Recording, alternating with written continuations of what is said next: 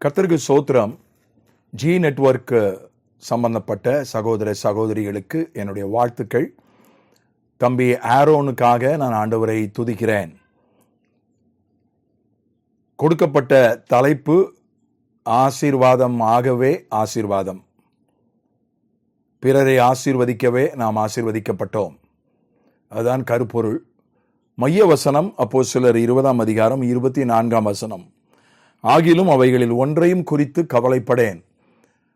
என் பிராணனையும் நான் அருமையாக எண்ணேன். என் ஓட்டத்தை சந்தோஷத்தோடு முடிக்கவும் தேவனுடைய கிருபையின் சுவிசேஷத்தை பிரசங்கம் பண்ணும்படிக்கு நான் கர்த்தராகிய இயேசுவினிடத்தில் பெற்ற ஊழியத்தை நிறைவேற்றவுமே விரும்புகிறேன். இங்க சொல்லப்பட்டிருக்கிற ஒரு ஆசீர்வாதம் சந்தோஷம். சந்தோஷத்தை தான் இங்கே ஒரு ஆசீர்வாதமாக இந்த வசனத்திலே பார்க்கிறோம். பிறரை ஆசீர்வதிப்பது என்பது அவர்களுக்கு சுவிசேஷத்தை பிரசங்கம் பண்ணுவது, அவர்களுக்கு ஊழியம் செய்வது. அதைத்தான் இந்த வசனத்திலே பார்க்கிறோம். எனினும் நான் கருப்பொருளுக்கு மிக சம்பந்தப்பட்டு இருக்கிற பொருத்தமாக இருக்கிற ஆதியாகமம் 12க்கு சொல்ல விரும்புகிறேன். ஆதியாகமம் 12 அதிகாரம் 2-3 வசனங்கள். நான் உன்னை ஆசீர்வதித்து நான் உன்னை பெரிய ஜாதியாக்கி உன்னை ஆசீர்வதித்து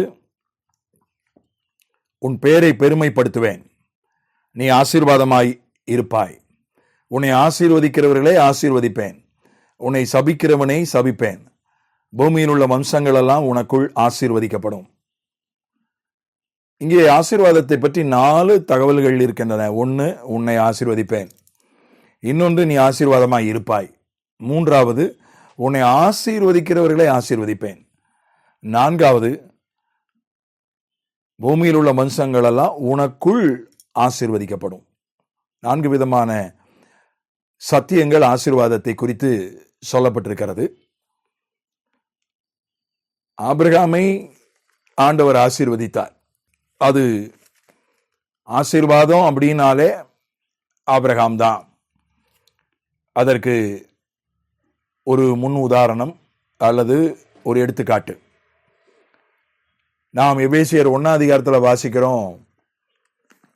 ஆசீர்வாதம் என்பது வெறும் பொருளாதார ஆசீர்வாதம் மட்டும் இல்லை, உலக ரீதியான ஆசீர்வாதம் மட்டும் இல்லை, ஆவிக்குரிய ஆசீர்வாதங்களே அது குறிக்கிறது. எபேசியர் 1:3, நம்முடைய கர்த்தராகிய இயேசு கிறிஸ்துவின் பிதாவாகிய தேவனுக்கு ஸ்தோத்திரம். அவர் கிறிஸ்துவுக்குள் உன்னதங்களிலே ஆவிக்குரிய சகல ஆசீர்வாதத்தினாலும் நம்மை ஆசீர்வதித்திருக்கிறார். ஆவிக்குரிய சகல ஆசீர்வாதத்தினாலும் நம்மை ஆசீர்வதித்திருக்கிறார். பொருளாதார ஆசீர்வாதம் உண்டுதான், உலக பிரகாரமான ஆசீர்வாதம் உண்டுதான். அது மட்டுமே ஆசீர்வாதம் அல்ல, அது பிரதானமான ஆசீர்வாதமும் அல்ல. அதுவும் ஆசீர்வாதத்தின் ஒரு பகுதி, அவ்வளவுதான். இங்க இந்த எபேசியர் 1ஆம் அதிகாரத்தில் சில விஷயங்கள் சொல்லப்பட்டிருக்கிறது. 6வது வசனம் எபேசியர் 1ல், தம்முடைய தயவுள்ள சித்தத்தின்படியே நம்மை இயேசு கிறிஸ்து மூலமாய் தமக்கு சுவிகார புத்திரர் ஆகும்படி முன்குறித்திருக்கிறார். சுவிகார புத்திரர் ஆகும்படி முன்குறித்திருக்கிறார். சன்ஷிப் அப்படின்னு வாங்க. புத்திர சுவிகாரம் அப்படின்றது ஒரு பிள்ளைய தத்தெடுப்பது அல்ல. அதாவது சாதாரண ஒரு பாஷையில் அப்படிதான் அர்த்தம் வருது. அடாப்ஷன், ஆங்கிலத்தில் அடாப்ஷன்ற வார்த்தை, தமிழில் சுவீகாரம் அப்படின்ற வார்த்தை. இது ஒரு தன்னுடைய பிள்ளை அல்லாத ஒரு பிள்ளையை தத்தெடுப்பது என்கிற அர்த்தத்தை பொதுவான ஒரு பாஷையிலே அது நமக்கு தருகிறது. ஆனால் உண்மையில் அது அப்படி இல்லை. அவர் நமக்கு ஒரு அதிகாரத்தை கொடுக்கிறார். யூத கலாச்சாரத்தின்படி 20 வயசான பிறகுதான் சொத்துல மகனுக்கு உரிமை வரும். அது வரைக்கும் உரிமை கிடையாது. அது வரைக்கும் வேலைக்காரங்களுக்கு கீழே தான் இருக்கணும் மகன். வேலைக்காரங்க பெரிய ஒரு பணக்காரன் இருக்கிறான்னா, மகன்கள் நிறைய இருக்காங்கன்னா, மகன்களை வேலைக்காரங்க கிட்ட ஒப்படைச்சிருவாங்க. மகன்களை வளர்க்கறது வேலைக்காரர்கள் தான் மகன்களை வளர்ப்பாங்க, உதவி செய்வாங்க. அந்த 20 வயசு ஆகிற வரைக்கும் பிள்ளைங்க வேலைக்காரர்களுக்கு கீழே தான் இருக்கணும். அப்படிதான் நம்ம கலாத்தியர்ல படிக்கிறோம். 20 வயசு முடிஞ்ச உடனே அவங்களுக்கு சம உரிமை வந்துடும். கெட்டகுமாரன் கதையில அதனாலதான் கெட்டகுமாரன் சொத்தை கேட்டு வாங்கிட்டு போனான். ஏன்னா யூத கலாச்சாரத்துல அன்றைய நாட்கள்ல 20 வயசு ஆயிடுச்சுன்னா அப்பாவுடைய சொத்துல அவனுக்கு உரிமை வந்துடும். அவன் கேட்டா கொடுத்துதான் ஆகணும். என் சொத்தை எனக்கு தாங்கன்னு கேட்டா பிரிச்சு கொடுத்துதான் ஆகணும். அதுல மறுக்க முடியாது. சட்டமும் அப்படிதான், கலாச்சாரமும் அப்படிதான். இப்ப சுவிகார புத்திரர் அப்படின்னா என்ன அர்த்தம்னா வெறும் உறவு மட்டும் இல்ல, பிள்ளை அப்படின்னா வெறும் உறவு தான். 2 வார்த்தை பைபிள்ல இருக்கு. ஒன்னு தேவனுடைய பிள்ளை. ரோமர் 8 2 வார்த்தைகளை படிக்கிறோம். நாம் தேவனுடைய பிள்ளைகளா இருக்கிறோம் என்று ஆவியானவர் நம்முடைய ஆவியுடனே கூட சாட்சி கொடுக்கிறார். இது வெறும் உறவு தான். பிள்ளைன்றது அப்பா பிள்ளை அப்படின்றது அப்பா மகள், அப்பா மகன்றது வெறும் உறவு தான். உரிமை கிடையாது. கையெழுத்து போட முடியாது. அப்பாவுடைய சொத்துல, அப்பாவுக்கு உடைமைகள்ல உரிமை எடுக்க முடியாது. அதே ரோமர் 8 படிக்கிறோம், எவர்கள் தேவனால் நடத்தப்படுகிறார்களோ அவர்கள் தேவனுடைய புத்திரராய் இருக்கிறார்கள். எவர்கள் தேவனுடைய ஆவியினால் நடத்தப்படுகிறார்களோ அவர், அது புத்திரர் அப்படின்றது ஒரு 20 வயசான அந்த பருவம், வளர்ந்த பருவம். நம்ம ஊர்ல மைனர் மேஜர்னு வச்சிருக்காங்க. 18 வயசு வரைக்கும் செல்லாது. ஓட்டு போட முடியாது, டிரைவிங் லைசன்ஸ் வாங்க முடியாது. அவங்க கையெழுத்து போட்டா செல்லாது 18 வயசு வரைக்கும். 18 வயசுக்கு மேல தான் அவங்க கையெழுத்து போட்டா செல்லும், டிரைவிங் லைசன்ஸ் கொடுக்குறாங்க, ஓட்டு போட உரிமை கொடுக்குறாங்க. அதே மாதிரி தான் அங்க 20 வயசு யூத கலாச்சாரத்துல 20 வயசு ஆனாதான் அது கணக்கிலே வருவாங்க, மக்கள் தொகை கணக்கிலேயே வருவாங்க. 20 வயசுல தான் இராணுவத்துல சேர்ப்பாங்க, 20 வயசுல தான் ஊழியத்துல சேர்ப்பாங்க. இது இவ்வளவு யூத கலாச்சாரம். அதனால ரோம கலாச்சாரம் 18 வயசு முடிஞ்சிருக்கணும், யூத கலாச்சாரம் 20 வயசு முடிஞ்சிருக்கணும். இல்லைன்னா அவங்கள ஒரு கணக்கில் எடுக்க மாட்டாங்க. அவங்க வளர்ந்தவர்கள் கிடையாது, அவர்களுக்கு உரிமைகள் கிடையாது. ஆண்டவர் நமக்கு உரிமை, உறவை மட்டும் கொடுக்கல, உரிமைகளையும் கொடுத்திருக்கிறார். யோவான் 1:12 சொல்கிறது, அவருடைய நாமத்தின் மேல் விசுவாசம் உள்ளவர்களாய் அவரை ஏற்றுக்கொண்டவர்கள் எத்தனை பேர்களோ அத்தனை பேர்களும் அவருடைய பிள்ளைகளாகும்படி அதிகாரம் கொடுத்தார். அதிகாரம் ஏதோ கொஞ்சிறது, அன்பு செலுத்துறது மட்டும் இல்லை, அதிகாரம். பிள்ளை அப்படின்ற அதிகாரம், பிள்ளை என்ற உரிமை, அது நமக்கு கிடைச்ச ஒரு பெரிய ஆசீர்வாதம். அதனால அந்த ஆசீர்வாதத்தை மற்றவர்களை ஆசீர்வதிக்கும்படி நாம் பயன்படுத்த வேண்டியது அவசியம். 2வது சொல்லப்பட்டிருக்கிற ஆசீர்வாதம் எபேசியர் 1:8 அந்த கிருபையை அவர் சகல ஞானத்தோடும் புத்தியோடும் எங்களிடத்தில் பெருக பண்ணினார். கிருபையை ஞானத்தோடும் புத்தியோடும் பெருக பண்ணினார். வெறும் கிருபை மட்டும் இல்ல, ஞானமும் புத்தியும் சேர்ந்து பெருகுது. சிலருக்கு கிருபை இருக்கும், ஞானமே இருக்காது. சிலருக்கு ஞானம் இருக்கும், கிருபை இருக்காது. ரெண்டும் தேவை. நம்ம 107 சங்கீதத்துல ஒரு காரியத்தை படிக்கிறோம்.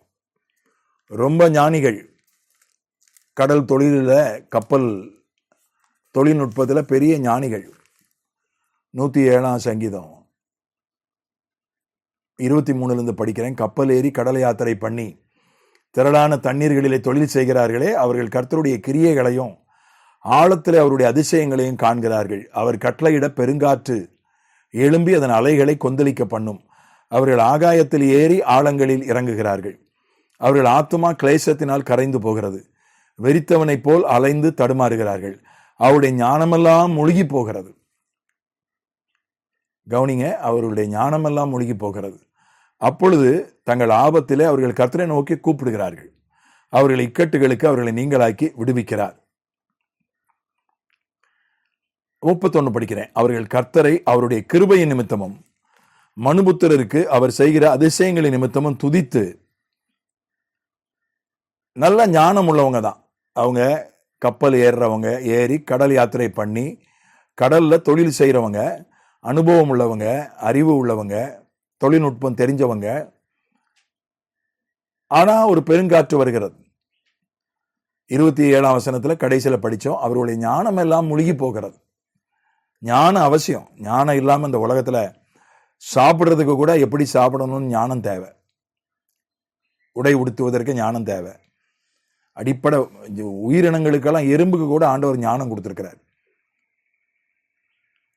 சிலந்திக்கு ஞானம் கொடுத்திருக்கிறாரு. குழி முசலுக்கு ஞானம் கொடுத்திருக்கிறார். இதெல்லாம் பைபிள் சொல்லுது. எப்படி தன்னுடைய இருப்பிடத்தை அமைத்துக் கொள்ள வேண்டும். சிலந்திக்கு குழி முசலுக்கெல்லாம் ஞானம் கொடுத்திருக்கிறாரு. எப்படி கூட்டம் கூட்டமா போக்குவரத்து நெரிசல் இல்லாம சரியான திசையில சரியான வழியில போகணும் அப்படின்னு எறும்புக்கு ஞானம் கொடுத்திருக்கிறாரு. அப்படிப்பட்ட ஞானம் மனுஷனுக்கும் கொடுக்கப்பட்டிருக்கிறது. அந்த அடிப்படை ஞானம். இன்னும் பல ஞானங்கள் இருக்கிறது. பிரபஞ்ச ஞானம், எப்படி இந்த மக்களை ஆளுவது, ஆட்சி நடத்துவது, சாணக்கியத்தனம்ன்றாங்க, ராஜதந்திரம், அது வேதம் பிரபஞ்ச ஞானம்னு சொல்லுது. பிரபுக்களின் ஞானம்னு சொல்லுது. பிரபஞ்ச ஞானம் அடிப்படை ஞானம். அது மற்ற ஜீவராசிகளுக்கும் இருக்கிறது. அதே போல பிரபுக்களின் ஞானம்ன்றது ஆட்சி பண்றது, அதிகாரம் பண்றது, ராஜதந்திரம், சாணக்கியத்தனம், இது பிரபுக்களின் ஞானம்.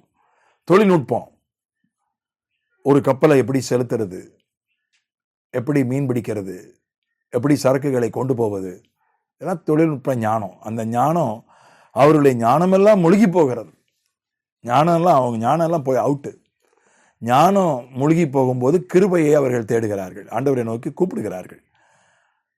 அப்பொழுது அவர்களை காப்பாற்றுகிறார். அப்பொழுது கிருபையின் நிமித்தம் அவரை துதித்து. ஞானம் மட்டும் இருந்தா போதாது, கிருபை தேவை. கிருபை நம்மை காப்பாற்றுகிறது.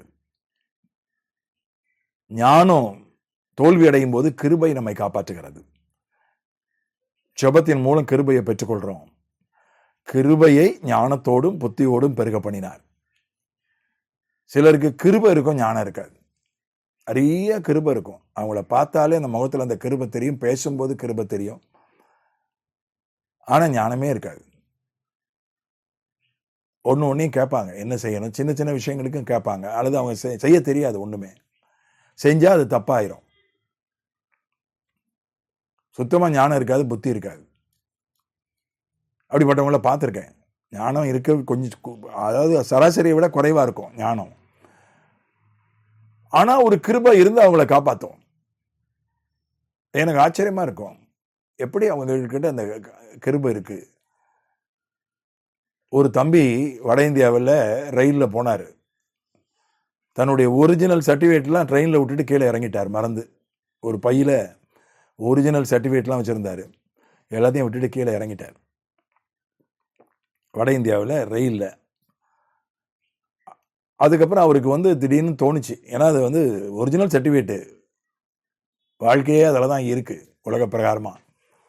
அடுத்த ரயில்வே ஸ்டேஷன் மாஸ்டருக்கு ஃபோன் பண்ணார். எப்படியோ அந்த ஒரு நம்பரை நெட்டில் எடுத்து, சார் இந்த மாதிரி நான் விட்டுட்டு போயிட்டேன், இந்த ரயிலில் இறங்கிட்டேன்னு. அவரும் சரி, அவர் சொன்னார், ஆமாம் ஒரு பை ஒரிஜினல் சர்டிஃபிகேட் பையை யாரை கொண்டாந்து என்கிட்ட கொடுத்துருக்காங்க அப்படின்னு சொல்ல, அப்புறம் ஒரு தெரிந்தவரை அனுப்பி அதை வாங்கி அந்த சர்டிஃபிகேட் பை கிடச்சிருச்சு. எனக்கு கேட்டப்போ எனக்கு ஆச்சரியமாக இருந்தது. ஏன்னா நான் வட இந்தியாவில் 5 வருஷம் இருந்தேன், அதெல்லாம் நடக்கிற காரியம் இல்லை. முதல்ல அந்த பையன் எவனும் பையை பார்ப்பான், கடைசி செஷனில் தான் பார்ப்பான், அடுத்த செஷனில் பார்க்கறது கஷ்டம். அப்படி திறந்து பார்த்தாலும் ஒரிஜினல் சர்டிஃபிகேட் இருந்ததுன்னா பெரும்பாலும் அதை பெருசாக எடுக்க மாட்டான். ஏன்னா அந்த குறிப்பிட்ட மாநிலத்தை பொறுத்தவரை சர்டிஃபிகேட் ஈஸியாக ஃபீஸ் கட்டினாலே கிடைக்கும். ஏன்னா ஒவ்வொருத்தையும் ஒருத்தன் வக்கீல் சர்டிஃபிகேட் வச்சுருப்பான், சர்வேயர் சர்டிஃபிகேட் வச்சுருப்பான், எம்ஏ சர்டிஃபிகேட் வச்சுருப்பான், ஏபிசிடி சொன்னால் தெரியாது. ஏன்னா அந்த மாநிலம் அப்படிப்பட்ட மாநிலம் தான். அவனுக்கு சர்டிஃபிகேட்லாம் பெருசாக நினைக்க மாட்டான். அவ்வளோ அடுத்த ஸ்டேஷன் வர்றதுக்குள்ளே அதை ஒருத்தன் அதை பார்த்து கொண்டு போய் பார்த்தா விட ஸ்டேஷன் மாஸ்டரில் கொண்டு கொடுக்கணும்னு தோணும்ல, கொடுத்துருக்கான். நான் அந்த தம்பியோட அந்த தம்பிக்கு ஞானம் குறைவு, ஆனால் அந்த தம்பியோட இருந்த கிருபையை நினச்சி பார்த்து ஆச்சரியப்பட்டேன். எவ்வளோ கிருபை அந்த தம்பியோட இருக்கிறது. அதனால ஆண்டவர் கிருபையை ஞானத்தோடு பெருகச் செய்கிறார். அது ஒரு ஆசீர்வாதம். நாம தப்பு பண்ணா கூட ஆண்டவர் நம்மை காப்பாற்றுகிறார். அதான் கிருபை. அது நமக்கு ஆண்டவர் கொடுத்திருக்கிற ஆசீர்வாதம். இந்த ஆசீர்வாதம்லாம் எதற்காக என்றால், மற்றவர்களை நாம் ஆசீர்வதிப்பதற்காக. நீ ஆசீர்வாதமாய் இருப்பாய், ஆசீர்வாதமாக இருக்கிறது அப்படின்றது எப்படின்னா, நம்ம சும்மா இருந்தாலே போதும், நம்ம சுற்றி இருக்கிறவங்க ஆசீர்வதிக்கப்படுவாங்க. யோசேப்பு போத்திபாருடைய வீட்டில் அடிமையாக கொண்டு போகப்படுறான். செல்வ சீமானுடைய வீட்டினுடைய செல்ல பிள்ளை அடிமையாக வித்துட்டாங்க. அடிமையாக ஒரு அதிகாரியின் வீட்டுக்கு கொண்டு வரப்படுறான். அங்கே அவனை குறித்து சொல்லப்பட்டிருக்கிறது. ஆதியாகமம் 39:5, அவனை தன் வீட்டுக்கும் தனக்கு உண்டான எல்லாவற்றிற்கும், நான் 3ஆம் வசனம் படிக்கிறேன், கர்த்தர் அவனோடு இருக்கிறார் என்றும் அவன் செய்கிற யாவையும் கர்த்தர் வாய்க்க பண்ணுகிறார் என்றும் எஜமான் கண்டு. இப்போ 5 படிக்கிறேன், அவன் தன் வீட்டுக்கும் தனக்கு உண்டான எல்லாவற்றிற்கும் விசாரணைக்காரன் ஆக்கினது முதற்கொண்டு கர்த்தர் யோசேப்பு நிமித்தம் அந்த எகிப்தியன் வீட்டை ஆசீர்வதித்தார். வீட்டிலும் வெளியிலும் அவனுக்கு உண்டானவைகள் எல்லாவற்றிலும் கர்த்தருடைய ஆசீர்வாதம் இருந்தது. கர்த்தர் யோசேப்பு நிமித்தம் அந்த எகிப்தியன் வீட்டை ஆசீர்வதித்தார். வீட்டிலும் வெளியிலும் அவனுக்கு உண்டானவைகள் எல்லாவற்றிலும் கர்த்தருடைய ஆசீர்வாதம் இருந்தது. யோசேப்பு போத்திபார் வீட்டில் வேலை பார்த்தான். அதனால அந்த எகிப்தியன் வீடு, அவன் விக்கிரக ஆராதனைக்காரன், ஆண்டவரை வணங்குறவன் இல்லை, அவன் வீடு ஆசீர்வதிக்கப்பட்டது. அவன் வீடு மட்டுமல்ல, வெளியில அவனுக்கு இருக்கிற எல்லாம் ஆசீர்வாதமாக இருந்தது. இதுதான் ஆசீர்வாதமாக இருப்பது. நம்ம எங்க போனாலும் ஆசீர்வாதம். நாம் ஒரு இடத்துல போய் வசித்தா சுற்றி இருக்கிறவங்க ஆசீர்வதிக்கப்படுவாங்க. நாம் ஒரு இடத்துல போய் வேலை செஞ்சா அங்க சுற்றி இருக்கிறவங்க ஆசீர்வதிக்கப்படுவாங்க. அது ஆசீர்வாதமாக இருப்பது. அதை நம்ம உலக பிரகாரமாக வேற மாதிரி சொல்லுவாங்க. ரொம்ப ராசியான கைராசின்னுவாங்க. கைராசி, முகராசி அப்படின்னு உலக பிரகாரமாக சொல்லுவாங்க. அது நம்ம ஒன்றுமே செய்ய வேண்டாம். அந்த இடத்துல போய் இருந்தால் போதும், ஒரு இடத்துல வசிச்சா போதும், அங்கே ஆசீர்வாதம். ஒரு இடத்துல போய் வேலை செய்கிறோம், அங்கே ஆசீர்வாதம். அப்படிப்பட்டதான அதிர்ஷ்டமான ஆள் அப்படின்னு சொல்லுவாங்க. அவர் ரொம்ப ராசியான ஆள் அப்படின்னு சொல்லுவாங்க. வந்தாலே ஆசீர்வாதம் அப்படின்வாங்க. உலக பிரகாரமாக அப்படி நம்பிக்கை இருக்கு. ஆனால் வேத புஸ்தகம் இந்த ராசி அதிர்ஷ்டம் அப்படி அதை நம்புவதில்லை, அதை ஏற்றுக்கொள்வதில்லை, அதை சொல்வதில்லை. ஆசீர்வாதம். யோசேப்பு நிமித்தம் போத்திபார் வீட்டுக்கு ஆசீர்வாதம். அந்த மாதிரி ஆண்டவர் நாம் போகிற இடமெல்லாம் அவர் ஆசீர்வதிக்கிற, நம்மாலே மற்றவர்களுக்கு ஆசீர்வாதம். ஒன்றும் நம்ம செய்ய வேண்டாம். அவங்களுக்காக ஜெபம் பண்ணாமல் இருக்கும்போதே, அவங்களுக்கு நம்ம ஆண்டவரை பற்றி சொல்லாமல் இருக்கும்போதே அவர்கள் ஆசீர்வதிக்கப்படுவார்கள். அவங்க சொல்லுவாங்க. நான் சென்னையில் இருந்தபோது அங்கே ஒரு கட்சிக்காரர் இருந்தார்.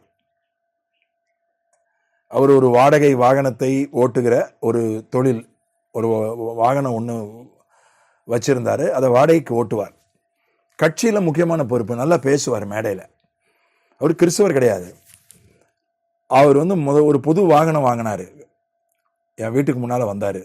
சொன்னார், சார், பொதுவாக கட்சிக்காரங்க ஒரு வாகனம் வாங்கினா அவங்க தலைவரை போய் பார்த்து ஆசி வாங்குவாங்க, மாவட்ட செயலாளரையோ நகர செயலாளரையோ. நேராக என் வீட்டுக்கு வந்தார்.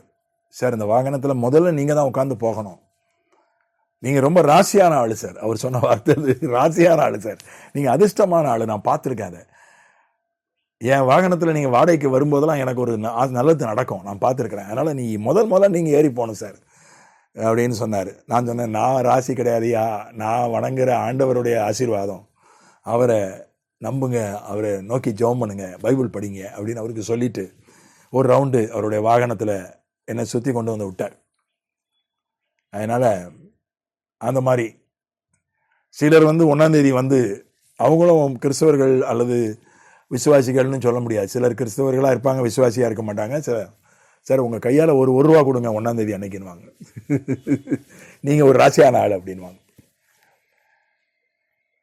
அந்த மாதிரிலாம் நடந்திருக்கு. அவங்களுக்கு இப்போ சுவிசேஷம் சொல்கிறதுக்கான வாய்ப்பு எனக்கு கிடைச்சதில்லை. அந்த மாதிரி கேட்கும்போது சொல்லுவேன், சுவிசேஷம் ஜெபம் பண்ணுவேன். அவங்களுக்காக நான் ரொம்ப ஜெபிச்சேன்லாம் சொல்ல முடியாது. ஆனால் அவங்களுக்கு தெரியுது இந்த மனுஷங்கிட்ட ஏதோ இருக்குது. அதான் நம்ம மற்றவர்களுக்கு ஆசீர்வாதமாக இருப்பது. அது என்னன்னா, அப்படி ஆசீர்வாதம் ஏதோ நமக்குள்ள நம்ம ராசியான ஆள், நம்ம அதிர்ஷ்டமான ஆள் நம்மகிட்ட வந்து நம்ம வந்து ஒரு காரியத்தை செய்ய சொல்லும்போது நாம அப்ப அதை பயன்படுத்தி அவர்களுக்கு சுவிசேஷம் சொல்லணும். அது ரொம்ப முக்கியம். அதுக்கப்புறம் அங்கே சொல்லப்பட்டிருக்கிறது, உன்னை ஆசீர்வதிக்கிறவர்களை ஆசீர்வதிப்பேன். மற்றவங்க நம்ம ஆசீர்வதிக்கிறாங்க, நம்ம மேல ஒரு குட்வில், இந்த அவர் நல்ல மனுஷன், நல்லா இருக்கட்டும், நம்ம மேல ஒரு ஒரு அட்மைரேஷன் இருக்கு, ஒரு நல்லெண்ணம் இருக்கு, நல்லா இருக்கணையா அவரு அப்படின்னு நினைக்கிறாங்க. ஆசீர்வதிக்கிறவர்களை ஆசீர்வதிப்பேன். இப்ப நம்மை மற்றவர்கள் எப்போது ஆசீர்வதிப்பார்கள்? யோபு ஒரு காரியத்தை சொல்கிறான். யோபு 29வது அதிகாரத்துல 12-13 படிக்கிறேன். முறையிடுகிற ஏழையையும் திக்கற்ற பிள்ளையையும் உதவி அற்றவனையும் ரட்சித்தேன். கெட்டுப்போக இருந்தவனுடைய ஆசீர்வாதம் என் மேல் வந்தது. விதவையின் இருதயத்தை கம்பீரிக்க பண்ணினேன். கெட்டுப்போக இருந்தவனுடைய ஆசீர்வாதம் என் மேல் வந்தது. கெட்டுப்போக இருந்தவன் ஒரு ஏழை, ஒரு அப்பா இல்லாத பிள்ளை, ஒரு உதவி இல்லாதவனுக்கு யோபு உதவி செஞ்சான். அப்போ அவங்க என்ன பண்ணாங்க? யோபு ஆசீர்வதிச்சாங்க. நல்லா இருக்கணும் யோபு, எனக்கு உதவி செஞ்சாரு, அவர் நல்லா இருக்கணும், குழந்தை குட்டியோட பிள்ளை குட்டியோட நல்லா இருக்கணும், அவர் வந்து 100 வயசு வாழணும். நம்ம ஊரில் அப்படி மனசார வாழ்த்துவாங்க. அந்த மாதிரி கெட்டுப்போக இருந்தவர்களுடைய ஆசீர்வாதம் என் மேல் வந்தது. இவங்கெல்லாம் அந்த ஏழைகள், இந்த அப்பா இல்லாத பிள்ளைங்க, இந்த உதவி இல்லாதவங்கெல்லாம் யோபு ஆசீர்வதிச்சாங்க. யோபு நல்லா இருக்கணும். எப்போ மற்றவங்க நம்மை ஆசீர்வதிப்பார்கள்? மற்றவர்களுக்கு நம்மால் முடிந்த உதவிகளை செய்யும் போது. எந்த துறையில இருந்தாலும் நம்மால முடிஞ்ச உதவியை செய்யலாம். ஏழைகளுக்கு, திக்கற்ற பிள்ளைகளுக்கு. நான் வந்து ஒரு கல்யாண லைசன்ஸ் வச்சிருக்கேன், திருமண கிறிஸ்தவ கல்யாண லைசன்ஸ் வச்சிருக்கேன். நான் வந்து திருமணம் நடத்துவதற்கு சில பாஸ்டர்களை அழைப்பார்கள். திருமண லைசன்ஸ் இல்லாத பாஸ்டர்களை அழைப்பார்கள். பெரும்பாலும் அந்த மாதிரி லைசன்ஸ் வச்சிருக்கவங்க ஒரு ஃபீஸ் வச்சிருக்காங்க, இவ்வளோ ரூபா கொடுக்கணும் கல்யாணம் நடத்தினா. நான் எந்த ஃபீஸும் வைக்கிறது இல்லை. நீங்க விரும்புகிற காணிக்கை கொடுங்கன்னு சொல்லிடுவேன். போக்குவரத்து மட்டும் எனக்கு தாங்க, போக்குவரத்து மட்டும் தாங்க, அதுக்கப்புறம் உங்க விருப்பம், விரும்புகிற நீங்க காணிக்கை கொடுத்தா போதும். ஏன்னா எல்லாரும் பணக்காரர்களாக இருக்க மாட்டாங்க. சில நேரம் பாஸ்டர் மாதிரி தங்க கையிலேருந்து பணம் கொடுக்க வேண்டியிருக்கு. இவ்வளோ ஃபீஸுன்னு வச்சுருக்காங்க. அப்போ வந்து அதுக்கு மேலே போக்குவரத்து வச்சுருக்காங்க. அப்போ அந்த விசுவாசி, ஏழை விசுவாசி, அவ்வளோ கொடுக்க முடியாது. அப்போ பாஸ்டர் கையிலேருந்து போட்டு, அவரும் ஏழை பாஸ்டராக இருந்தால் கஷ்டம். அதெல்லாம் நான் பார்த்துருக்குறேன். நான் ஒரு சபை பணியில் இருந்து வந்ததுனால அதெல்லாம் பார்த்துருக்குறேன். அப்போ எல்லா பாஸ்டரும் சொல்லுவாங்க, அவர் வந்து பணத்தை கேட்கவே மாட்டார், பணத்தை ஆசைப்பட மாட்டார். நல்லெண்ணம். உள்ளூரில் ஒரு பாஸ்டர் இருக்காரு, அவர் போய் ஒரு கம்யூனிஸ்ட் கட்சி தலைவர்கிட்ட சொல்லியிருக்காரு, இந்த மாதிரி பிரைட் கென்னடி அவர் வந்து காசே எதிர்பார்க்க மாட்டார், காசுக்காக எதையும் செய்ய மாட்டார். நான் அந்த கம்யூனிஸ்ட் கட்சி தலைவர் என்கிட்ட சொன்னார், உங்களை பற்றி இந்த பாஸ்டர் இப்படி சொன்னார். இப்போ நம்ம பாருங்க, நம்ம என்ன செய்கிறோமோ அதில் மற்றவங்களுக்கு உதவி செய்யலாம். அவங்க நம்மை வாழ்த்துவாங்க, நம்மை ஆசீர்வதிப்பாங்க. அவங்க நம்ம ஆசீர்வதிக்கிறதுனால அவங்க ஆசீர்வதிக்கப்படுகிறார்கள். அதான் உன்னை ஆசீர்வதிக்கிறவர்களே ஆசீர்வதிப்பேன். நம்ம எப்போது மற்றவங்க ஆசீர்வதிப்பாங்க? அவங்களுக்கு நம்ம உதவியா இருக்கும்போது. எந்த விதத்தில் ஆகிறோம்.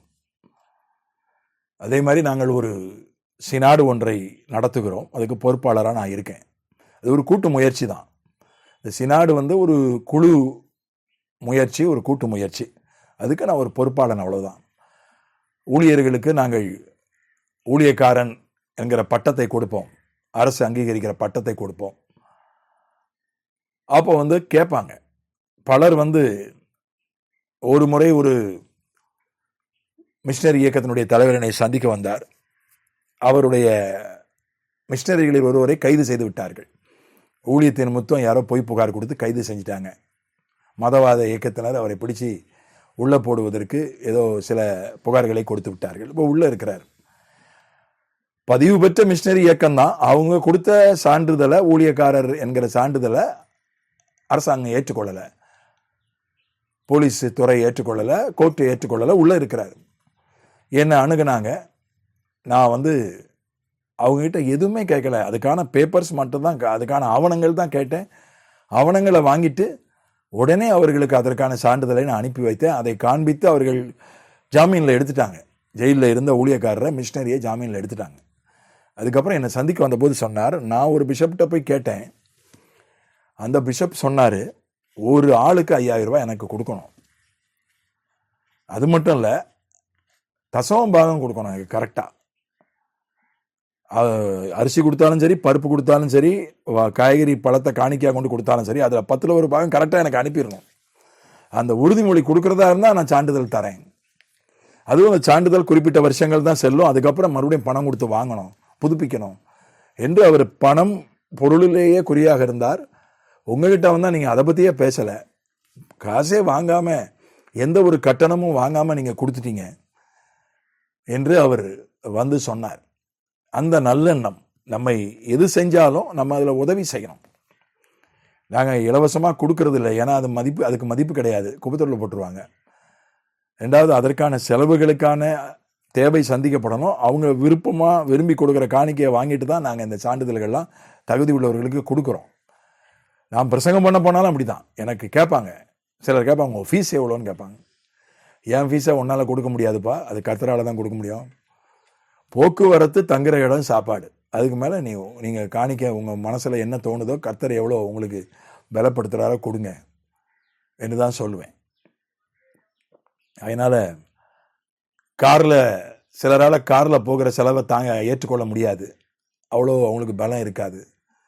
நான் பஸ்ஸில் போவேன், ரயிலில் போவேன், இல்லைனா ஓரளவுக்கு தூரம்னா மோட்டர் பைக்கிலே போவேன். ஆச்சரியப்படுவாங்க, நீங்கள் எப்படி மோட்டர் பைக்கில் வரீங்கன்னு சொல்லி. கர்த்தர் எனக்கு பலம் கொடுத்துருக்கிறாரு. கார் ஓட்ட தெரியாது, பைக் ஓட்ட தெரியும், பலம் இருக்கு, வருகிறேன்னு சொல்லுவேன். அப்போ நம்மளை மற்றவங்க வாழ்த்துறாங்க. அவங்களுக்கு நம்ம உதவியாக இருக்கும்போது நம்மை வாழ்த்துகிறார்கள். வாழ்த்தும் போது அவர்கள் ஆசீர்வதிக்கப்படுகிறார்கள். உன்னை ஆசீர்வதிக்கிறவர்களே ஆசீர்வதிப்பேன். இப்போ என்ன 4 பேர் வாழ்த்துனா அந்த 4 பேர் ஆசீர்வதிக்கப்படுறான். அவன் வாழ்த்துறதுனால நான் ஆசீர்வதிக்கப்படுறானோ இல்லையா தெரியாது, ஆனால் அவன் என்ன வாழ்த்துறதுனால அவன் ஆசீர்வதிக்கப்படுறான். அதுதான் இதில் உள்ள ஒரு பெரிய சூட்சமும். அதனால் தேவ பிள்ளைகளை எவ்வளோ ஆசீர்வதிக்க முடியுமோ அவ்வளோ ஆசீர்வதிங்க, எவ்வளோ வாழ்த்த முடியுமோ வாழ்த்துங்க. பிரைஸ் அலாடுன்றது ஒரு வாழ்த்து தான், குட் மார்னிங்கிறது வாழ்த்து தான். தேவ பிள்ளைகளை வாழ்த்த நாம் ஆசீர்வதிக்கப்படுகிறோம். நம்மை மற்றவர்கள் வாழ்த்துகிற அளவுக்கு நம்ம நடந்துக்கிட்டா அவங்க ஆசீர்வதிக்கப்படுறாங்க. இது 3வது ஒரு விஷயம். 4வது ஒரு விஷயம் அங்கே சொல்லப்பட்டிருக்கிறது, பூமியில் உள்ள வம்சங்கள் எல்லாம் உனக்குள் ஆசீர்வதிக்கப்படும். இதுதான் இப்போ நான் மறுபடியும் அப்போஸ்தலர் 20க்கு வரேன், அந்த மைய வசனம் சொல்லப்பட்டிருக்கிற பகுதிக்கு. இப்போ அதைத்தான் அங்கே பவுல் சொல்கிறான், நான் எப்படி உங்களுக்கு ஆசீர்வாதமாக இருந்தேன். எபேசு பகுதி மக்களுக்கு பவுல் எப்படி ஆசீர்வாதமாக இருந்தேன்னு சொல்லி அவன் அந்த இடத்துல சொல்கிறான். அவன் 20ஆம் வசனத்தில் சொல்கிறான், பிரயோஜனமானவைகளில் ஒன்றையும் நான் உங்களுக்கு மறைத்து வைக்காமல். 26ல் சொல்கிறான், தேவனுடைய ஆலோசனையில் ஒன்றையும் நான் மறைத்து வைக்காமல். நான் எதையும் மறைச்சு வைக்கல, பிரயோஜனமானவைகளில் ஒன்றையும் நான் மறைத்து வைக்காமல், தேவனுடைய ஆலோசனையில் ஒன்றையும் நான் மறைத்து வைக்காமல். அப்போஸ்தலர் 20:20-26. தொழில் ரகசியம்னு ஒன்று இருக்கு. ஒரு தொழில் ரகசியத்தை எல்லாருக்கும் சொல்லிட மாட்டாங்க. ஒரு சில்லறை வியாபாரிகிட்ட போய் நீங்கள் கேளுங்களேன், நீங்கள் எங்கே போய் பொருள் வாங்குறீங்கன்னா உங்களுக்கு சொல்லிக் கொடுக்க மாட்டாங்க. ஏன்னா மொத்த வியாபாரி எங்கே இருக்கிறாரு, அவங்ககிட்ட இவங்க வாங்குகிற விலை ரொம்ப குறைவான விலையில தான் வாங்குவாங்க. அவங்க விற்கிற விலை வேறு விலையாக இருக்கும். அதனால் மொத்த வியாபாரியெல்லாம் காட்டி கொடுக்க மாட்டாங்க, எங்கே போய் வாங்கணும்னு சொல்லி கொடுக்க மாட்டாங்க. தொழில் ரகசியம். அது மாதிரி கலையையும் முழுசும் சொல்லிக் கொடுக்க மாட்டாங்க. ஒரு குரு தன்னுடைய சீடர்களுக்கு முழுசும் சொல்லிக் கொடுக்க மாட்டார். முக்கால்வாசி 80%, 90% சொல்லிக் கொடுக்க மாட்டார். ஒரு 10%, 20% அந்த கலையை மறைச்சிருவார். உதாரணமாக வர்மக்கலை ஆசான் முழு கலையையும் தன்னுடைய சீடர்களுக்கு சொல்லிக் கொடுக்க மாட்டார். ஏன்னா அதிலேயே ஒருவனை செயல் இழக்க வைக்கிற ஒரு விஷயம் இருக்குது வர்மக்கலையிலே. அப்போ அப்படியே கைகால் செயல் இழந்து, உடலே செயல் இழந்து முடங்கி போயிடுவான், நடைப்பணம் ஆயிடுவான். ஒருவனை கொல்லுவதற்கு கூட வர்மக்கலையிலே விஷயங்கள் இருக்குது, அதெல்லாம் சொல்லிக் கொடுக்க மாட்டாங்க. ஏன்னா அதை அவன் தப்பாக பயன்படுத்திடுவான், யாரையாவது தீமை பண்ணிடுவான்றதுனால சொல்லிக் கொடுக்க மாட்டாங்க. அப்படி சொல்லி கொடுப்பதா இருந்தால் அவனுடைய பொறுமையை சோதிப்பார். குரு வந்து சீடனுடைய பொறுமையை சோதிச்சு அதுக்கு ரொம்ப கஷ்டமான சோதனைலாம் இருக்குது. அதுக்கப்புறம் தான் சொல்லிக் கொடுப்பார். பெரும்பாலும் சொல்லிக் கொடுக்க மாட்டாங்க. ஒரு கலைஞன் தன்னுடைய எல்லா கலையையும் சொல்லிக் கொடுக்க மாட்டான். முக்கால்வாசி சொல்லிக் கொடுத்துட்டு கால்வாசியை மறைச்சிருவான். அதே மாதிரி கூட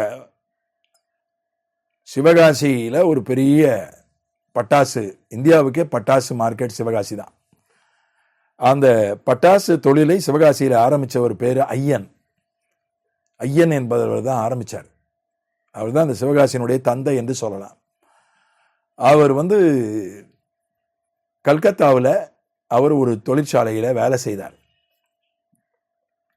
அவர் பட்டாசு தொழிற்சாலையில் அவர் வேலை செஞ்சார். அங்கே எந்த பொருள் எவ்வளவு போடணும்னு சொல்ல மாட்டாங்க. பொருளை தூக்கிட்டு வர்றது தான் இவர் வேலை. ஒரு பெரிய சாக்கு மூட்டையில் அந்த மூலப்பொருட்கள், பட்டாசு தயாரிக்கிற மூலப்பொருட்களை இவர் தூக்கிட்டு வருவார். இவரை உள்ளே விட மாட்டாங்க. அது அந்த எவ்வளோ அளவு போடுறோன்றத இவருக்கு காட்ட மாட்டாங்க. அதுக்கப்புறம் அவங்க போட்டுட்டு இவர்கிட்ட திரும்ப கொடுப்பாங்க சாக்கு மூட்டையை. இவர் அதை கட்டி கொண்டு போய் வைக்க வேண்டிய இடத்துல வச்சிருவார். என்னென்ன பொருள் போடுறாங்கன்னு தெரியும், எவ்வளவு போடுறாங்கன்னு இவருக்கு தெரியாது. அதான் அவருக்கு கத்தே கொடுக்கல. அவர் என்ன பண்ணாருன்னா, ஒரு நாள் எப்படியாவது அதை கற்றுக்கொள்ள வேண்டும் என்று அவர் அந்த பொருளை கொண்டு வர சொல்கிறாங்கள, மூலப்பொருளை, அப்போ எடை போட்டுக்கிட்டாரு.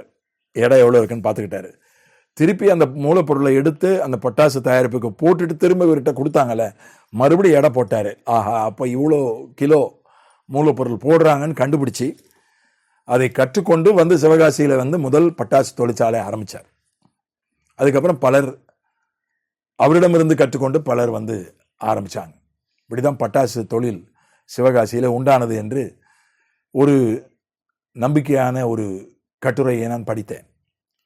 அது மாதிரி நிறைய பேர் தொழில் ரகசியம், கலை ரகசியம், பல ரகசியங்களை சொல்லிக் கொடுக்க மாட்டாங்க. நான் வந்து வகுப்புகள் எடுக்கிறேன், இறையியல் வகுப்புகள் நேர்லையும் எடுக்கிறேன், காணொலியிலையும் நாளைக்கு எடுக்கிறேன். அது நேரில் எடுத்தாலும் சரி, காணொலியில் எடுத்தாலும் அதை பதிவு செஞ்சிடறோம். நாங்கள் பதிவு செஞ்சு அந்த பதிவை நாங்கள் போட்டு விடுறோம்.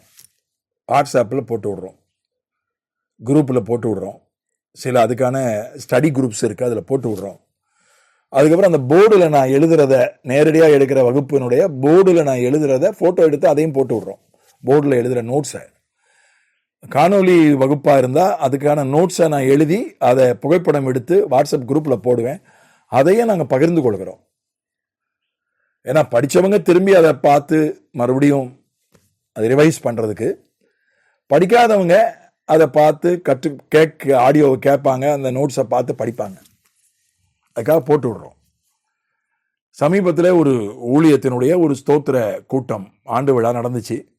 அதில் ஒரு சகோதரன், அவரும் வகுப்புகளை எடுக்கிறவன் தான், வேற ஒரு நிறுவனத்தில் அவர் வகுப்புகளை எடுக்கிறாரு. அவருடைய உறவினர் சகோதரியின் கணவர் தான் அந்த நிறுவனத்துக்கு தலைவர். அவங்க ஒரு வகுப்புகளை நடத்துகிறாங்க. ஒரு வேத போதனை, வேத பாட வகுப்புகள் நடத்துகிற ஒரு ஸ்தாபனம். அவர் வந்து அந்த ஆண்டு விழாவில் சாட்சி சொன்னார். என்ன சொன்னார்னா, நாங்கள் வந்து நோட்ஸை வந்து போட்டு விடவே மாட்டோம் சமூக ஊடகத்தில், ஆடியோவை சமூக ஊடகத்தில் போட்டு விடவே மாட்டோம். ஏன்னா வகுப்புக்கான மவுசு குறைஞ்சிரும், வகுப்புக்கு வரமாட்டாங்க, வகுப்புக்கு வர்றவங்க கூட்டம் குறைஞ்சிரும். அதையே கேட்டுக்கிட்டு உட்காந்துருவாங்க வீட்டில், அதை பார்த்து படிச்சிருவாங்க. நோட்ஸும் கொடுக்கவே மாட்டோம் யாருக்கும். நாங்கள் வகுப்புக்கு வர்றவங்களுக்கு மட்டும்தான் நோட்ஸ் கொடுப்போம், வேற யாருக்கும் நோட்ஸ் கொடுக்க மாட்டோம். ஆடியோவோ வீடியோவோ நாங்கள் எடுக்க மாட்டோம். அது வகுப்புக்கு வர வைக்கணும், மவுசு குறைஞ்சிடக்கூடாது. வகுப்பினுடைய மவுசு குறைஞ்சிரும்னு எங்கள் தலைவர் எங்களுக்கு சொல்லியிருக்காரு. ஆனால் இந்த மனுஷன் என்னன்னா, எல்லா நோட்ஸையும் சமூக ஊடகத்தில் போட்டு விடுறாரு, எல்லா ஆடியோவையும் சமூக ஊடகத்தில் போட்டு விடுறாரு. இது எனக்கு ஆச்சரியமாக இருக்குது என்று சொன்னார். நான் எப்போவுமே நான் என்ன நினைக்கிறேன்னா, எனக்கு தெரிஞ்ச எல்லாத்தையும் மற்றவங்களுக்கு சொல்லணும். அதில் ஒன்றும் ரகசியம்லாம் ஒன்றும் கிடையாது. அதுதான் நான் மற்றவர்களை ஆசீர்வதிப்பது. பவுல் சொல்கிறான், பிரயோஜனமானவைகளில் ஒன்றையும் நான் உங்களுக்கு மறைத்து வைக்காமல் வெளியரங்கமாக பிரசங்கித்து உபதேசம் பண்ணி மனம் திரும்புதலை குறித்தும் விசுவாசிப்பதை குறித்து அறிவித்தேன். 2 விஷயம் முக்கியமாக பிரயோஜனமானது. 2 விஷயம். ஒன்று மனம் திரும்புவது, மனம் திரும்பிக்கிட்டே இருக்கணும். நமக்கு வந்து இது சரியில்லைன்னு அப்பப்போ நமக்கு தோணும். ஆண்டவர் உணர்த்துவார், மனசாட்சி உணர்த்தும். மனம் திரும்பிக்கிட்டே இருக்கணும். மனம் திரும்புதல் அப்படின்றது தொடர்ந்து நடக்க வேண்டிய ஒரு விஷயம். இன்னொன்று விசுவாசம். ஆண்டவரை விசுவாசிச்சுக்கிட்டே இருக்கணும். இன்னைக்கு ஒரு 1000 ரூபாய் தேவை, 1000 ரூபாய்க்கு விசுவாசிக்கிறோம், அது கிடைச்சிருது. நாளைக்கு 10,000 ரூபாய் தேவை, 10,000 ரூபாய்க்கு விசுவாசிக்கணும். நாளன்னைக்கு உடம்பு சரியில்லை, சுகத்துக்காக விசுவாசிக்கணும். அதுக்கு அடுத்த நாள் வேற பிரச்சனை, அந்த பிரச்சனை தீர விசுவாசிக்கணும். இந்த விசுவாசம்ன்றது தொடர்ந்து விசுவாசிச்சுக்கிட்டே இருக்கணும் ஆண்டவரை. இந்த 2 விஷயம்தான் பிரயோஜனமானது. ஒன்று மனம் திரும்புவது, இன்னொன்று விசுவாசிப்பது. அதனுடைய காரியங்களை எல்லாம் நான் உங்களுக்கு பகிரங்கமாய் வெளியரங்கமாய் நான் உங்களுக்கு அறிவித்தேன். அப்புறம் சொல்றேன், ஆலோசனையில் ஒன்றையும் நான் மறைத்து வைக்கவில்லை. எல்லா ஆலோசனைகளையும் நான் உங்களுக்கு தொழில் ரகசியம் அப்படின்னு ஒன்னையும் வைக்காம, அந்த காலத்தில் பார்த்தீங்கன்னா ஓலைச்சுவடிகளில் ரகசியமாக தான் எழுதி வச்சிருப்பாங்க. பல கலைகள் அப்படி அழிஞ்சு போச்சு. பல மருத்துவங்கள், சித்த மருத்துவத்தை பற்றி சொல்லுவாங்க. சித்த மருத்துவம் அவங்க ஓலைச்சுவடியில் ரகசியம் சங்கேத பாஷையில் எழுதிட்டாங்க. அது எல்லாருக்கும் புரியாது. ஆளுக்கு ஒரு அர்த்தம் சொல்றாங்க. அதனால அது பலருக்கு புரியாததுனால அதை அவங்க கற்றுக்கொள்ள முடியாம போயிடுச்சு. சிலர் தன்னுடைய வாரிசுகளுக்கு மட்டும்தான் சொல்லிக் கொடுப்பாங்க அந்த வைத்தியத்தை. சில நேரங்களில் சொல்றதுக்கு முன்னாலே செத்து போயிடுவாங்க. அந்த வைத்தியம் அவங்களோட அழிஞ்சு போயிடும். அப்படிலாம் இல்லாம பவுல் தேவனுடைய ஆலோசனையில் ஒன்றையும் நான் மறைத்து வைக்காமல் எல்லாவற்றையும் உங்களுக்கு அறிவித்தபடினாலே எல்லாருடைய இரத்த பழிக்க நீங்கி நான் சுத்தமாக இருக்கிறேன் என்பதற்கு இன்றைய தினம் உங்களை சாட்சியாக வைக்கிறேன். என்கிட்ட சிலர் சொல்லியிருக்காங்க, நீங்க இப்படி சொல்லி கொடுக்காதீங்க, அப்புறம் அவங்க கத்துக்கிட்ட உங்களை மதிக்காம போயிடுவாங்க. என்கிட்ட சிலர் சொல்லியிருக்காங்க. நாங்க மல்டி அப்படின்னு ஒரு பயிற்சி நடத்தணும். Ministerial leadership and administration training அப்படின்னு. Ministerial leadership and administration training மல்டின்னு. அதில் எல்லாமே சொல்லிக் கொடுப்போம். சட்டம் என்ன, ஒரு ஊழியம் செய்வதற்கு என்னென்ன சட்டங்களை நாம் தெரிந்து வைக்கணும், ஆடிட்டிங்னா என்ன, ஸ்தாபனத்தை பதிவு பண்ணுறதுனா என்ன, ஆடிட்டிங்னா என்ன, அக்கௌண்ட்ஸ் எப்படி, வரிகள் எப்படி, அதை ஒரு ஆடிட்டர் சொல்லிக் கொடுப்பாரு. சட்டத்தை பற்றி ஒரு வக்கீல் சொல்லிக் கொடுப்பாரு. மற்ற சில நேரங்களில் இசை நிபுணர்களை அழைச்சி இசையை பற்றி எப்படி ஊழியத்தில் இசையை பயன்படுத்தணும், ஒலிபெருக்கி கருவிகளை எப்படி ஊழியத்தில் பயன்படுத்தணும், அதெல்லாம் நாங்கள் சொல்லிக் கொடுப்போம் அந்த நிபுணர்களை வரவழைச்சி. அப்போ நாங்கள் அதை பெரிய அளவில் மற்றவங்களுக்கு சொல்லிக் கொடுக்கணும்னு பாஸ்டர்ஸ் ஐக்கியங்கள், ஊழியக்காரர்கள் ஐக்கியங்களில் அணுகி நாங்கள் பேசின போது அவர்கள் சொன்னாங்க, இதெல்லாம் அவங்களுக்கு சொல்லிக் கொடுக்கக்கூடாது, அவங்க சொல்லிக் கொடுத்தா நம்மளை மதிக்க மாட்டாங்க, நமக்கு கீழே இருக்க மாட்டாங்க, அதனால அவங்கள அறியாமையிலே வச்சிருக்கணும், அவங்கள இருட்டிலே வச்சிருக்கணும், அப்பதான் அவங்க நமக்கு கீழே இருப்பாங்க, ஐக்கியத்தில் இருப்பாங்க என்று சொன்னார்கள். எனக்கு அதிர்ச்சியா போயிடுச்சு. அப்படி அல்ல, எல்லாவற்றையும் பிரயோஜனமானவைகளை எல்லாம் சொல்லிக் கொடுக்கணும், தேவனுடைய ஆலோசனையை எல்லாம் சொல்லிக் கொடுக்கணும். அதுதான் நமக்குள்ளே பிறர் ஆசீர்வதிக்கப்படுவது. ஒரு வசனம் நம்மோடு பேசுகிறது, நமக்கு ஆலோசனையாய் ஒரு வசனம் விளங்குகிறதுனா அதை மற்றவங்களுக்கு சொல்லிக் கொடுக்கணும், மற்றவங்களோடு பகிர்ந்து கொள்ளணும். இப்போ சுலபமாக பகிர்ந்து கொள்ளலாம். ஃபேஸ்புக் இருக்குது, வாட்ஸ்அப் இருக்குது, இன்ஸ்டாகிராம் இருக்குது, சுலபமாக ட்விட்டர் என்கிற எக்ஸ் இருக்குது, சுலபமாக பகிர்ந்து கொண்டுடலாம். அதில் போட்டாலே போயிடுது. பிரயோஜனமானவைகளை பகிர்ந்து கொள்ள வேண்டும்.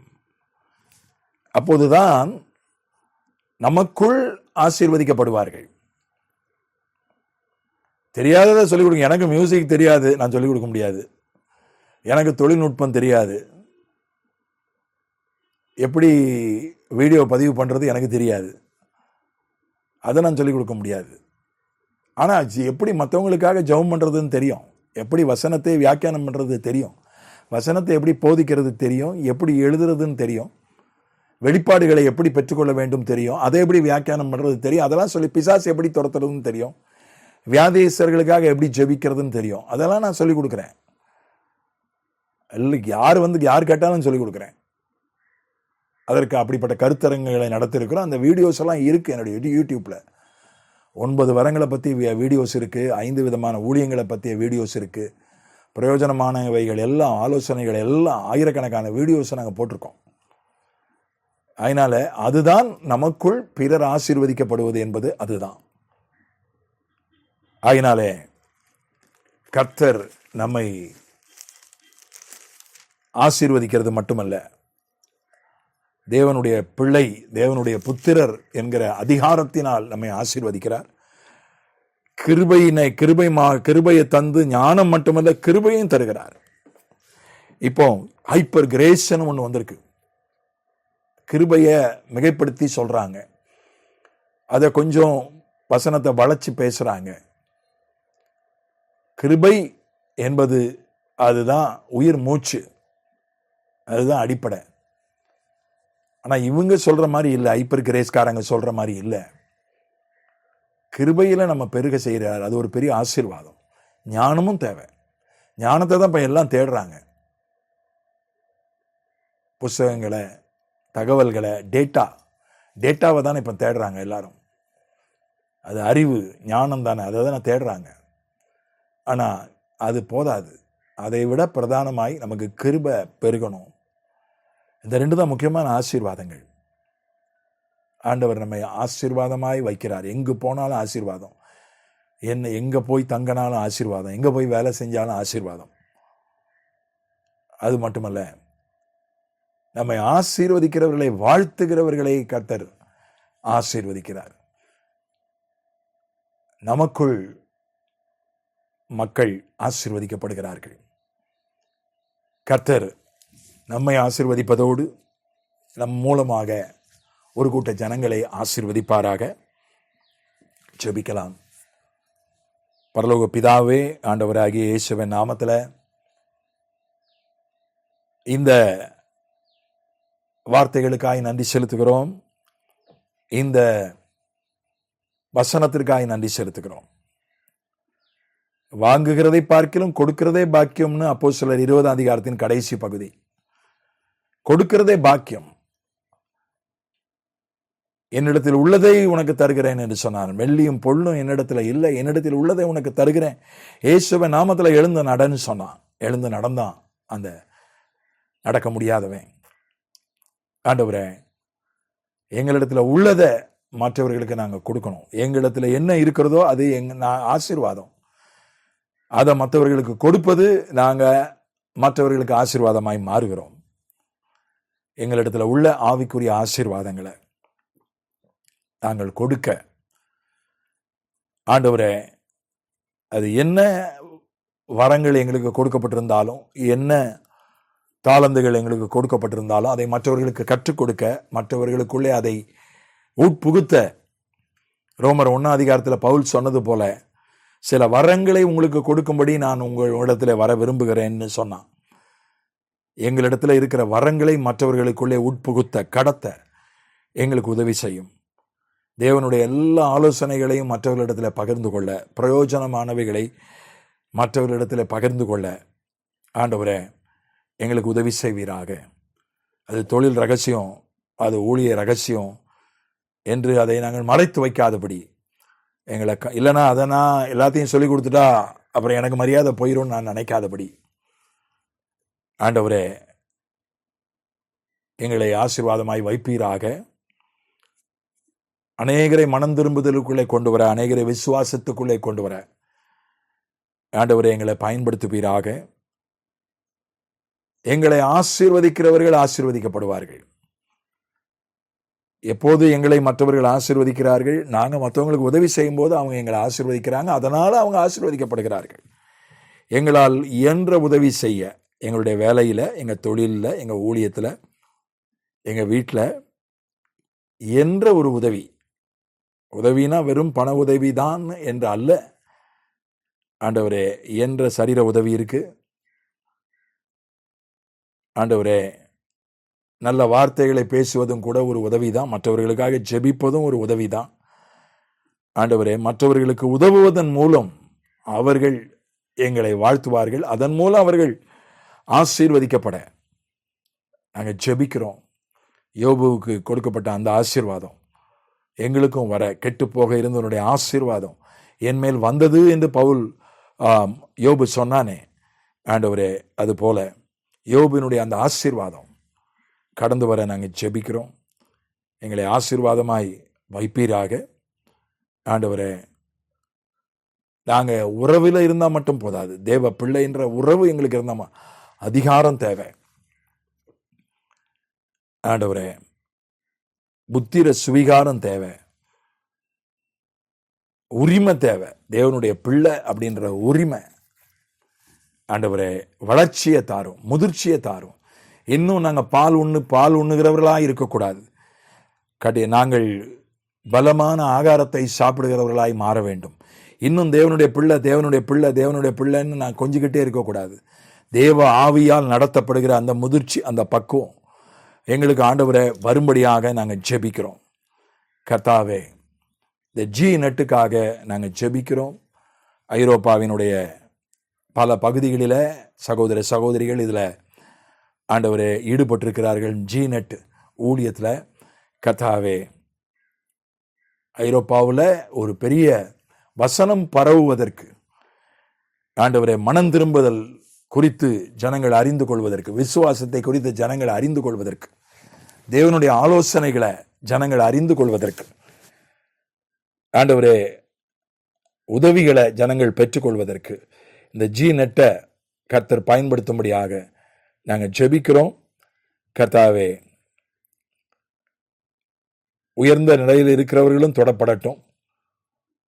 அதிகாரத்தில் இருக்கிறவங்க, பிரபலமானவங்க, அவங்களும் இந்த ஜி நெட்டின் மூலம் ஆண்டவரை தொடப்பட நாங்கள் ஜெபிக்கிறோம். அரசர் அரண்மனைகளிலும் இருக்கிற வலையை பின்னி இருக்கிற சிலந்தி என்று நாங்கள் சிலந்தியின் ஞானத்தை குறித்து படிக்கிறோம். இந்த சிலந்தி பூச்சி அரசருடைய அரண்மனையிலையும் போய் வலையை பின்னி அங்கே வசிக்குது. அப்படிப்பட்ட ஒரு ஞானம் சிலந்திக்கு உண்டு. அப்படிப்பட்டதான தெய்வீக ஞானத்தை தாரும்.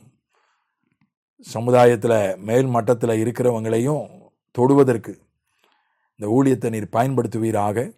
அதை குறித்து தான் போன முறை பேசினதா, மேல்தட்டு வர்க்கத்தினரை சந்திப்பதை குறித்து நான் பேசினதா எனக்கு ஒரு ஞாபகம். ஆண்டவரே, அது தொடர்ந்து மேல்தட்டு வர்க்கத்தினரை தொடுவதற்கு, சந்திப்பதற்கு இந்த ஊழியத்தை பயன்படுத்தும். கர்த்தாவே, வரப்போகிற 2024 ஆண்டவரை நீங்கள் ஆசீர்வதிக்கும்படியாக நாங்கள் ஜெபிக்கிறோம். அது கிருபை உண்டாகட்டும், சமாதானம் பெருகட்டும். ஆண்டவரை, எந்த கொள்ளை நோக்கியும் விலக்கி காரும், எந்த இயற்கையின் சீற்றங்களுக்கும் விலக்கி காரும், பொருளாதார பிரச்சனைகளுக்கு விலக்கி காரும். ஆண்டவரே, வேறு உள்நாட்டு போர்கள், இவைகள் தான் இந்த உலகை பாதிக்கின்றன. உள்நாட்டு போர்கள், இயற்கை சீற்றங்கள், பொருளாதார பிரச்சனைகள், கொள்ளை நோய்கள், இந்த 4 விஷயங்கள் தான் ஆண்டவரே மக்களை வந்து பாதித்து கொண்டிருக்கிற காரியங்கள். கர்த்தாவே, அவைகளுக்கு விலக்கி காக்கும்படியாக நாங்கள் ஜெபிக்கிறோம். அது மட்டுமல்ல, இந்த உலகம் ஆண்டவரே பொல்லாத அசுத்தங்களிலிருந்து காக்கப்பட, ஓரின சேர்க்கை போன்ற பொல்லாத அசுத்தங்களிலிருந்து காக்கப்பட, ஆண்டவரே போதை வசுக்களிலிருந்து காக்கப்பட நாங்கள் ஜெபிக்கிறோம். கர்த்தருக்கு பயப்படுகிற ஒரு பயம் ஜனங்க மேலே வந்து விழ, ஆண்டவரே சிருஷ்டிகரை நோக்கி பார்க்க, ஆண்டவரே மக்கள் நடுவில் ஒரு பெரிய கிரியை நடக்க நாங்கள் ஜெபிக்கிறோம். உங்களுக்கு நன்றி செலுத்துகிறோம் ஆண்டவரே, துதிக்கிறோம் ஆண்டவரே. கர்த்தாவே, ஜி நெட்டானது கர்த்தாவே ஏதோ ஒரு ஐக்கியமாக மட்டும் இல்லாமல், ஒரு சுவிசேஷ பணியாக மட்டும் இல்லாமல், அது ஒரு ஆண்டவரே ஒரு பாடசாலையாக இருக்க, பாட புஸ்தகங்களை ஆண்டவரை தயாரித்து வெளியிடுகிற ஒரு ஊழியமாகவும் அது விளங்க நான் ஜெபிக்கிறேன். நடைமுறை பாடங்கள் அதை தயாரித்து விநியோகித்து மக்களை அவரை அறிகிற அறிவுக்குள்ளே கொண்டு வர, சத்தியத்தை அறிகிற அறிவுக்குள்ளே கொண்டு வர, மக்களை பயிற்றுவிக்க ஆண்டவரே இந்த ஊழியத்தை பயன்படுத்துவீராக. நீர் அப்படி செய்கிறதற்காக நாங்கள் உம்மை ஸ்தோத்திரிக்கிறோம் கர்த்தாவே. அதே போல் தம்பி ஆரோனுக்காக நாங்கள் ஜெபிக்கிறோம். அவருக்கு வேண்டிய நல்ல சுகத்தை பலத்தை கொடுப்பீராக கர்த்தாவே. உம்முடைய தழும்புகளால் நாங்கள் குணமானோம். எங்கள் நோய்களை ஏற்று எங்கள் பலவீனங்களை சுமந்தீர் கர்த்தாவே. எங்கள் பரிகாரியாகிய கர்த்தர் உடைய மகனுக்கு நல்ல சுகத்தையும் பலத்தையும் தாரும். உடைய தெய்வீக சுகமளிக்கிற வல்லமை உடைய மகனுக்குள்ளே கிரியை செய்ய நாங்கள் ஜெபிக்கிறோம் ஆண்டவரே. உடைய குடும்பத்திற்காக ஜெபிக்கிறோம். இந்த ஜி நெட்டில் ஊழியம் செய்கிற, ஜெபிக்கிற, கொடுக்கிற, உழைக்கிற ஒவ்வொருவரையும் ஆசீர்வதிப்பீராக. மெய்யாகவே ஐரோப்பாவில் ஒரு உப்பாக இருக்க, உப்பு மறைந்திருக்கிறது, கொஞ்சமாக இருந்தாலும் மறைந்திருந்தாலும் அந்த உப்பினுடைய அந்த சுவை விளங்குகிறது, அதனுடைய வீரியம் விளங்குகிறது. அதுபோல சின்ன ஊழியமாக இருக்கலாம், ஆனாலும் இது ஆண்டவரே மக்களுடைய வாழ்க்கையில் ஒரு சுவையை கூட்ட, மக்களை காக்கிற, அவருடைய ஆத்துமாக்களை காக்கிற ஒரு பணியை செய்ய நான் ஜெபிக்கிறேன். மிஷினரி பணிக்கும் இந்த ஜிநெட் ஊழியம் உதவியாக இருக்க, மிஷினரி பணிக்காக ஜெபிக்க, மிஷினரி பணிக்கு உதவியாக இருக்க இதை எடுத்து பயன்படுத்துவீராக. உடைய ஊழியக்காரனாகிய நான் இந்த ஜிநெட் ஊழியத்தை ஆசீர்வதிக்கிறேன். இந்த வீடியோவை பதிவு செய்வதற்கு உதவியாக இருந்த ஆண்டவரே தம்பியை ஆசீர்வதியும், அவருடைய ஸ்டுடியோவை ஆசீர்வதியும். இயேசுவின் மூலமே வேண்டிக் கொள்கிறோம் பிதாவே, ஆமேன். தேங்க்யூ.